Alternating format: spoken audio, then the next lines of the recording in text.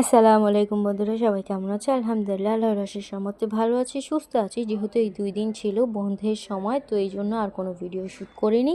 না, video shoot করিনি সেটা বলবো না, ভিডিও করেছি কিন্তু তোমাদের সাথে শেয়ার করিনি। তার কারণ বন্ধের দিন সবাই ফ্যামিলির সাথে, বন্ধুবান্ধবদের সাথে ঘুরবে ফিরবে, একটু সময় কাটাবে। তো খুব কম মানুষই যায় না বাইরে। তো আমি এজন্য আর ভিডিও শেয়ার করিনি তোমাদের সাথে।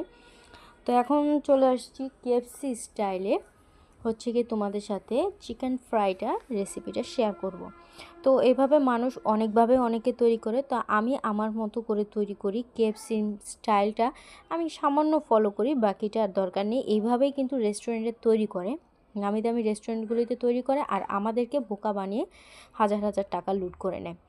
তো এই যে বোকা বানানোর যে রেসিপিটা, তো এখন আমি মাংসটাকে ম্যারিনেট করে রাখবো গোলমরিচের গুঁড়া, তারপরে হচ্ছে কি একটু চিলি ফ্লেক্স আর একটু আদা রসুন বাটা দিয়ে আমি এটাকে ম্যারিনেট করে রাখবো। আর আমি আগে এটা করে নিলাম।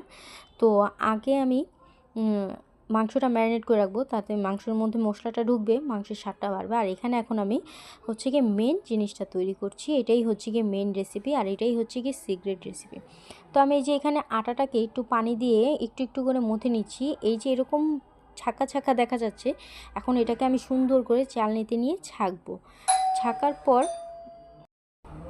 তো চালনিটাতে ছাকার পরে এই যে ছাকা ছাকা যেটা আছে সেটা থেকে যাবে চালনির উপরে। আর যে গুঁড়িটা রয়ে গেছে, আমি কিন্তু ওই যে ভাপা পিঠা যেরকম করতে হয়, আমি কিন্তু সেরকম করছি, কিন্তু আমি আটাটাকে কিন্তু একবারে মিহিস করে ফেলছি না, দানাদারটা উপরে রাখছি, আর একদম মিহি যেটা সেটা হচ্ছে গিয়ে বাটিতে রাখছি। তো এইখানে দুইটা হলো আটার গুঁড়া থেকে সামান্য একটু লবণ আর মরিচের গুঁড়া দিলেই হবে, ভাত বাকি আর কিছুই দেওয়া লাগে না এখানে। তো আমি এই গুঁড়াটাকে এখন পানি দিয়ে একটু পাতলা পেস্ট করে নেব, পানি পানি করে নেব, যাতে এটাতে আমি মাংসটাকে চুবালে মাংসটা সুন্দরভাবে এটার সাথে একটু বলে না ওই যে ডিম লাগে না, এটা তৈরি করতে ডিম লাগে না, ডিমের কাজটা তোমার এই গুঁড়াটা করবে। গুঁড়ো যেই মিক্সির যেই আছে পাতলা ব্যাটানটা, সেটা তোমার কাজ করবে সবচেয়ে ভালো।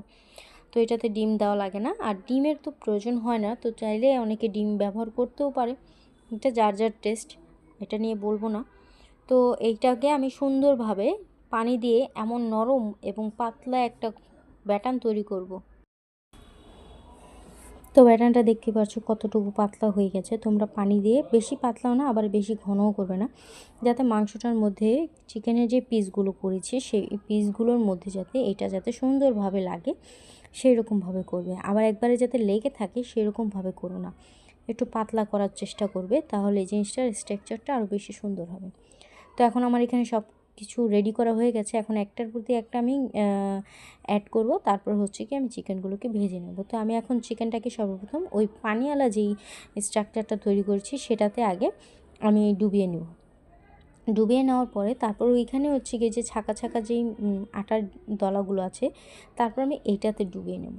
তো তোমরা চাইলে 2বার 3বারও করতে পারো, আমিও করেছিলাম কয়েকটা, তারপর আর করিনি, কারণ একবার করলেই খুব সুন্দর হচ্ছে গিয়ে একটা নতুন ভালো একটা স্ট্রাকচার হয়ে যায়। তো দেখো এই যে এইরকমভাবেই তোমরা করে নেবে, তাহলে আর তোমাদের পানি ছাড়াই কাজটা করতে পারবে, আর পানির তেমন একটা প্রয়োজন হয় না, পানি অ্যাড করলে জিনিসটার স্বাদ কমে যায়, আর এভাবে করে ভাজলে এটার স্বাদ আরও বেশি বেড়ে যায়।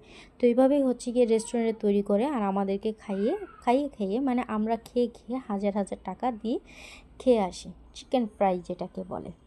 তো চাইলে তোমরা এটাকে আরেকটু সুন্দর করে নিতে পারো, কিছু আলু ভেজে নিতে পারো। তো দেখো কি সুন্দর হয়েছে, আর এত ক্রিস্পি হয়েছিল যা বলার বাইরে, খুবই ক্রিস্পি হয়েছিল। তোমরা চাইলে এভাবে বাসায় তৈরি করে খেতে পারো বন্ধের দিনে, ছুটির দিনে, যখন সবাই বাসায় থাকবে। তো চলো আজকে বিদায় নিচ্ছি।